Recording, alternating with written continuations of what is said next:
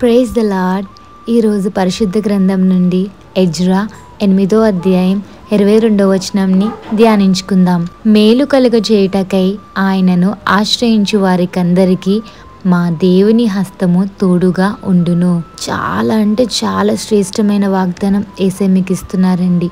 మేలు చేస్తారు యేసయ్య, కీడు చేయాలని ఎప్పుడు అనుకోరు. మీరు అలసిపోయి ఉన్నారా? అయితే యేసయ్య దగ్గరికి వెళ్ళండి.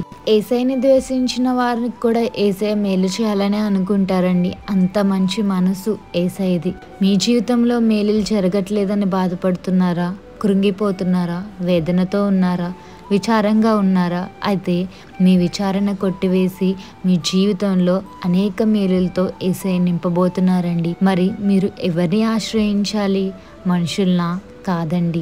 మనుషుల్ని నమ్ముకున్నట కంటే యేసయ్యని ఆశ్రయించటం మేలండి. అది మీకు మేలే జరుగుతుంది.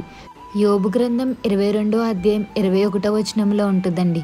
యేసయ్యతో సహవాసం చేసిన వాళ్ళకి మేలు కలుగుతుంది. అదే కాకుండా సమాధానాన్ని కూడా యేసయ్య ఇస్తారని ఆ లేఖనం చెప్తుంది కదండి. మరి మేలు చెయ్యాలని యేసయ్య కోరుకుంటున్నారు. మరి ఇంకెందుకండి ఆలస్యం? యేసయ్యని ఆశ్రయించండి, యేసయ్యని నమ్మండి, యేసయ్యని నమ్ముకోండి. యేసయ్య మీ జీవితంలో మేలులు జరిగించడానికి సిద్ధంగా ఉన్నారండి. సో ఎవరి హస్తం మీకు తోడుగా ఉంటే మేలు జరుగుతుందో తెలుసా? యేసయ్య హస్తం. సో ఈరోజు మన యేసయ్య యొక్క హస్తం మీకు తోడుగా ఉండాలని ఆశపడుతున్నారు. మరి మీ యొక్క రైట్ హ్యాండ్ యేసయ్య చేతికి అప్పగించుకోండి. మీరు యేసయ్య చేయి పట్టుకుంటే ఏదో ఒక రోజు యేసయ్యని విడిచిపెట్టి వెళ్ళిపోవచ్చు.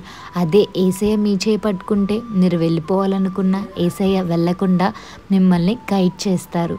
సో ఇంకెందుకండి ఆలస్యం? యేసయ్యని ఆశ్రయించండి, యేసయ్య చేసే మేలులను మీ జీవితంలో అనుభవించండి. అలాగే ఇంకొకటి మర్చిపోవద్దండి, యేసయ్య యొక్క హస్తం మీ జీవితంలో ఎప్పటికీ మీకు తోడుగానే ఉంటుంది.